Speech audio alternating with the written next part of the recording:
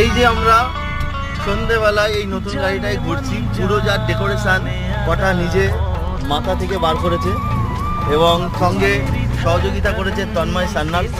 তো সান্যাল বাবু, পুরো গাড়িটা আপনি এক এক করে দেখিয়ে দেবেন, আমরা রানিংয়ে আছি তবুও, যে কি কাজ হয়েছে আর কেমনভাবে গাড়িটাকে সাজানো হয়েছে। গাড়িটা তো সর্বপ্রথম কাজ হয়েছে তপনদার গ্যারেজ থেকে মানিকতলায়। হ্যাঁ, তপনদাকে আশা করি সবাই চেনে।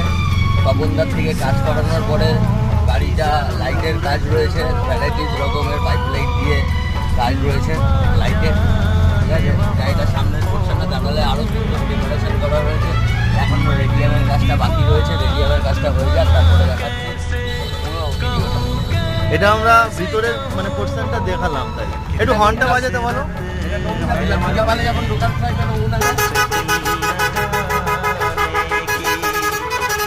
অনেক কটা আওয়াজ আছে।